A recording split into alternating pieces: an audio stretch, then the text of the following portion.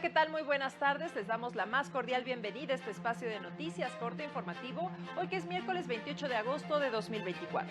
Soy Lorena Sánchez Cabrera y tendré el gusto en los próximos minutos de presentarle la información más reciente del Poder Judicial de la Federación, junto a mi compañera Eusiris Rostro en la interpretación en lengua de señas mexicana.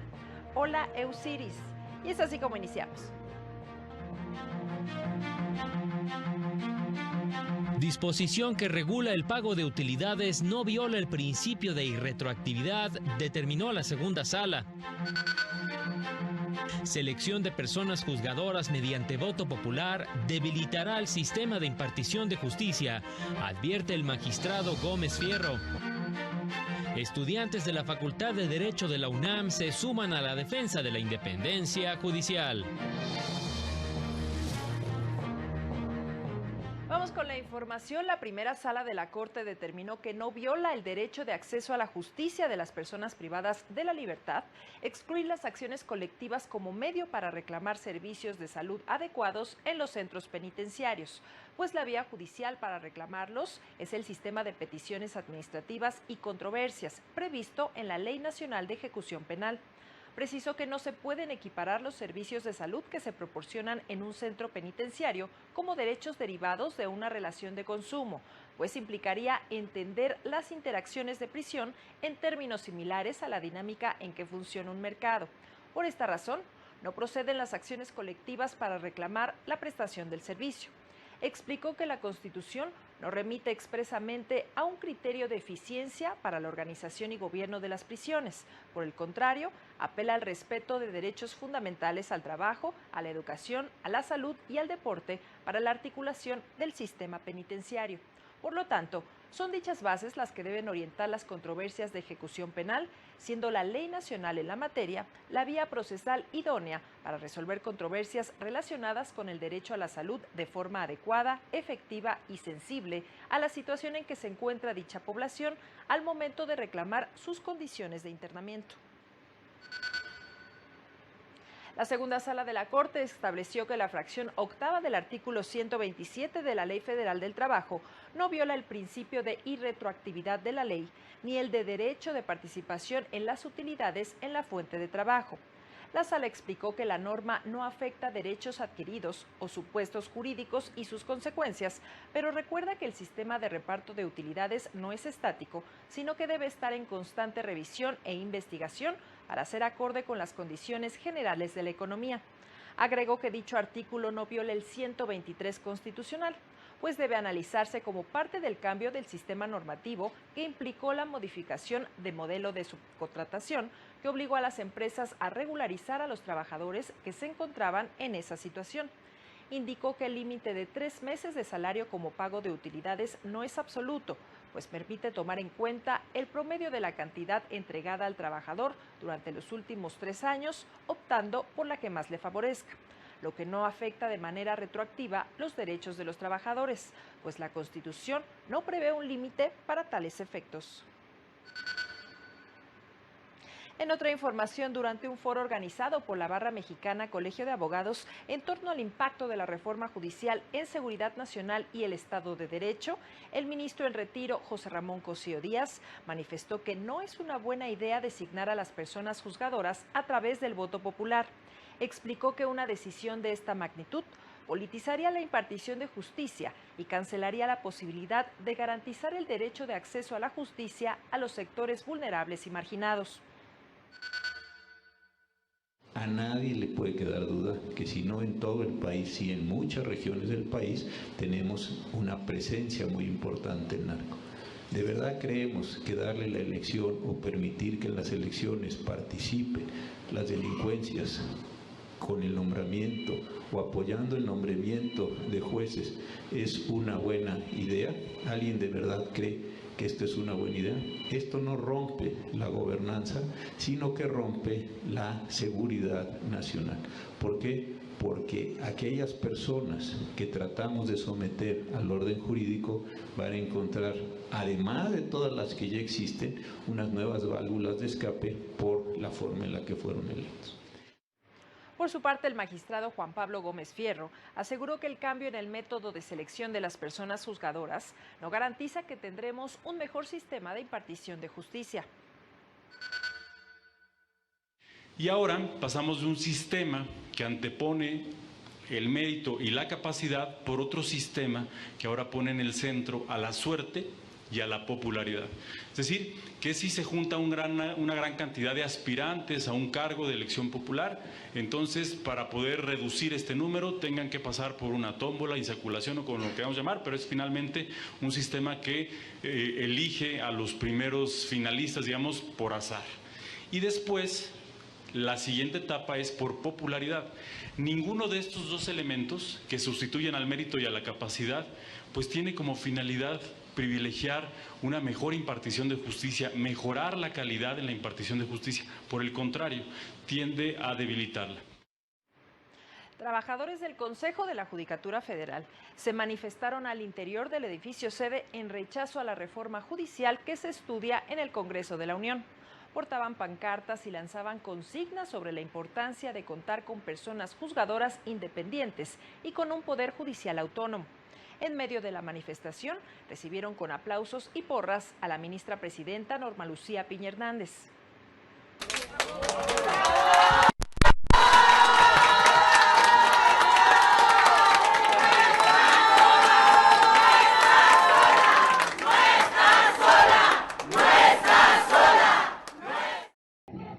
Los trabajadores del Consejo de la Judicatura Federal se pronunciaron a favor de la carrera judicial, pues solo de esta manera se puede contar con impartidores de justicia independientes que protejan los derechos de la población. Y ahora es momento de lanzarnos con nuestra compañera Citlali Pérez, quien realizó un recorrido por los distintos edificios del Poder Judicial de la Federación y nos tiene el reporte de cómo se vive el 10º día de suspensión de labores. Muy buenas tardes, Citlali, adelante con tu reporte. Gracias, hola, ¿qué tal? Muy buenas tardes a todos y a todas. Pues se cumple ya una semana y media de que inició este paro de labores entre trabajadores, juezas y jueces, magistrados y magistradas del Poder Judicial de la Federación. Y en este contexto se les preguntó a los trabajadores qué pensaban acerca de que el Ejecutivo Federal minimizó el impacto que tiene la intervención de la Comisión Interamericana de Derechos Humanos en torno a la reforma, y esto fue lo que nos dijeron. De poder decirle al Estado mexicano que no es una ley que realmente beneficia al país, por el contrario, que es regresiva. ¿Y qué es esto de que es regresiva? De que todo lo que hemos avanzado en derechos humanos lo vamos a echar para atrás años y años. Se cuestionó también a los trabajadores del Poder Judicial sobre las declaraciones de las autoridades sobre si la reforma electoral puede esperar y si esto también podría aplicarse a la reforma judicial, y esto fue lo que nos dijeron.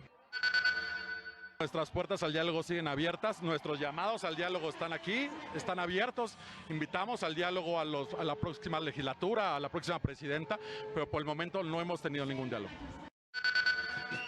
Finalmente les preguntamos a los trabajadores que se encuentran en huelga qué piensan en torno a que el Tribunal Electoral podría este mismo día aprobar la sobrerepresentación en el Congreso, y esto fue lo que anunciaron.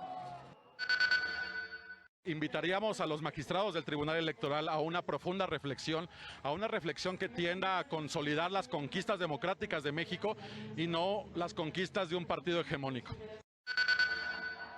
Pues así las cosas en todas las sedes del Poder Judicial de la Federación. Hasta aquí mi reporte. Muchas gracias, Citlali, por tu información. Y en más noticias, universidades tanto públicas como privadas, barras de abogados y poderes judiciales estatales siguen sumándose a la lucha de personas juzgadoras y trabajadores del Poder Judicial en defensa de la independencia y carrera judicial. La comunidad de la Escuela Libre de Derecho coincide con los juzgadores federales en el sentido de que una reforma judicial sin deliberación efectiva podría derivar en una crisis constitucional sin precedentes, que afectaría principalmente a la población vulnerable y marginada. Agregó que una reforma estructural que afecta a la división de poderes, la tutela judicial efectiva y la independencia judicial requiere sustentarse en argumentos sólidos. aseguró que se está a tiempo de construir una reforma integral que fortalezca la carrera judicial y el acceso efectivo a la justicia en beneficio de todos. Por su parte, la Red de Universidades de México y la Universidad Anáhuac aseguraron que la independencia del Poder Judicial es fundamental para la estabilidad de una democracia y que su autonomía debe respetarse. Llamaron al Congreso a escuchar a las distintas voces para construir una verdadera reforma judicial que fortalezca la judicatura como contrapeso de los otros poderes y como garante de los derechos de todas las personas. En tanto, los poderes judiciales de Morelos, Michoacán y Chihuahua también se pronunciaron ya en contra de la reforma, pues atenta contra los derechos laborales de las personas juzgadoras, afecta la carrera judicial y la autonomía de los poderes judiciales de los estados. En otra información, la Unidad General de Conocimiento Científico y Derechos Humanos de la Suprema Corte destacó algunas resoluciones del máximo tribunal para proteger los derechos de las víctimas de desaparición. En el amparo en revisión 835/2018, la primera sala determinó que cuando una víctima requiera que una persona no abogada le acompañe en ámbitos distintos al jurídico, la autoridad judicial debe reconocer este carácter y permitirle el acceso a los expedientes. En otro asunto, la segunda sala señaló que las resoluciones de acciones urgentes para la búsqueda de víctimas de desaparición forzada son obligatorias para todas las autoridades.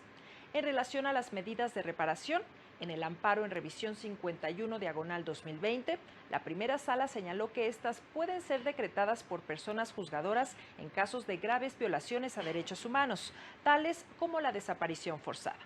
Por otra parte, en el amparo directo en revisión 5/2023, determinó que para probar este delito, dada su gravedad y complejidad, es admisible presentar y valorar pruebas indiciarias y presunciones para determinar la responsabilidad penal de las personas acusadas.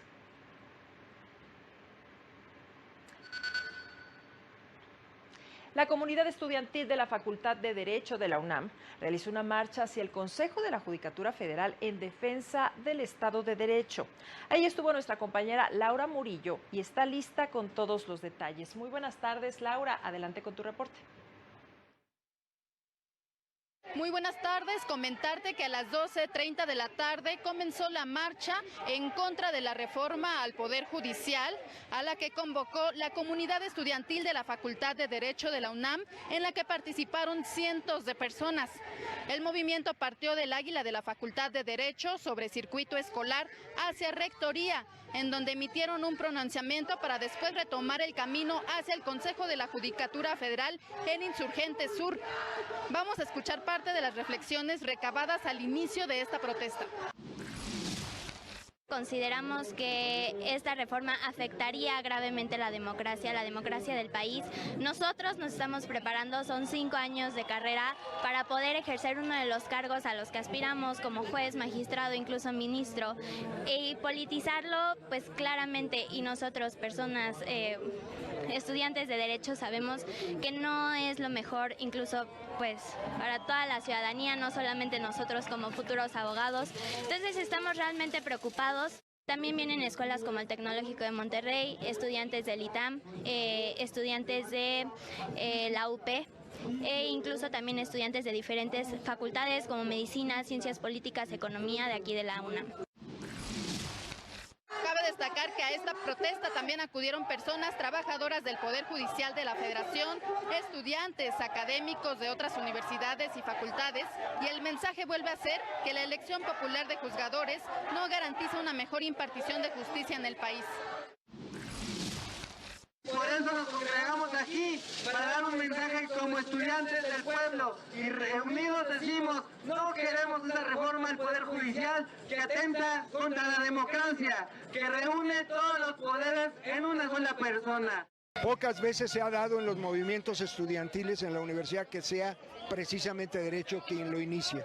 Se justifica y se entiende que sean los estudiantes de Derecho, que son los que conocen las leyes, el Poder Judicial y que se han preparado, los que inicien este movimiento y la importancia que tiene para la nación.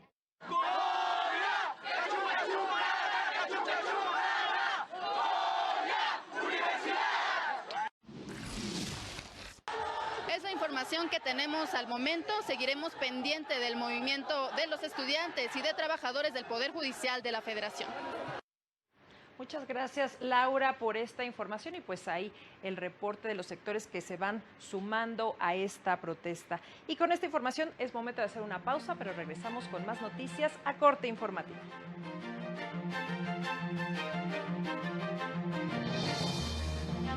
Al regresar, el magistrado Felipe de la Mata propone confirmar acuerdo del INE sobre distribución de diputaciones de representación proporcional.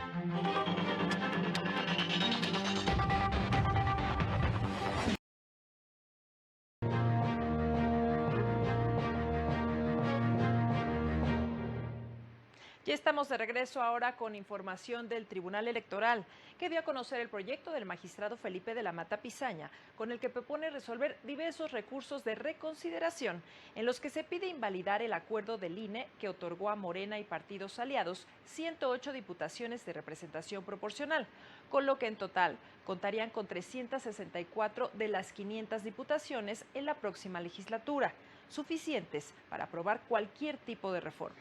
El proyecto declara infundados los argumentos que establecen que Morena tendría sobrerepresentación, pues advierte que dicho partido solo cuenta con 236 diputaciones por ambos principios, o 257 en el caso de considerar afiliación efectiva.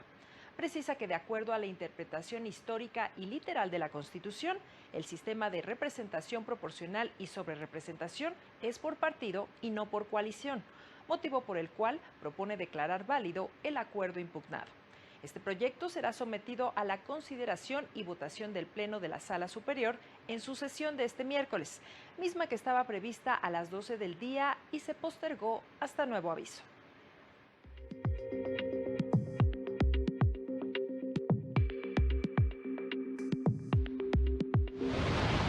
El Poder Judicial de Chiapas llevó a cabo la segunda sesión ordinaria de la Comisión para poner fin a toda forma de violencia contra niñas, niños y adolescentes, con la participación de diversas dependencias estatales para la consolidación de estrategias que permitan combatir este fenómeno. Del 16 al 18 de octubre próximos, la Escuela Judicial del Estado de México será sede del Congreso Internacional de Mecanismos Alternos de Solución de Controversias, que plantea transformar la visión actual sobre la resolución de conflictos en el ámbito judicial. El Laboratorio de Genética Molecular y el Juzgado Especializado en Juicios de Paternidad del Poder Judicial de Oaxaca trabajan conjuntamente para la toma de muestras que permitan determinar las relaciones parentales, con el objetivo de hacer efectivo a niñas, niños y adolescentes su derecho a la identidad.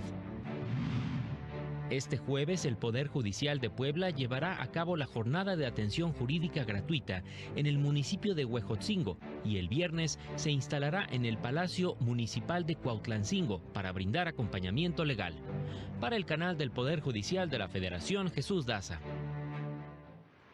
Y es así como llegamos al final de este espacio de noticias, como siempre agradeciendo su compañía e invitándole a mantenerse aquí en la señal del canal del Poder Judicial de la Federación. Siga a las 19:30 horas nuestro avance informativo y a las 20:30 el noticiario nocturno.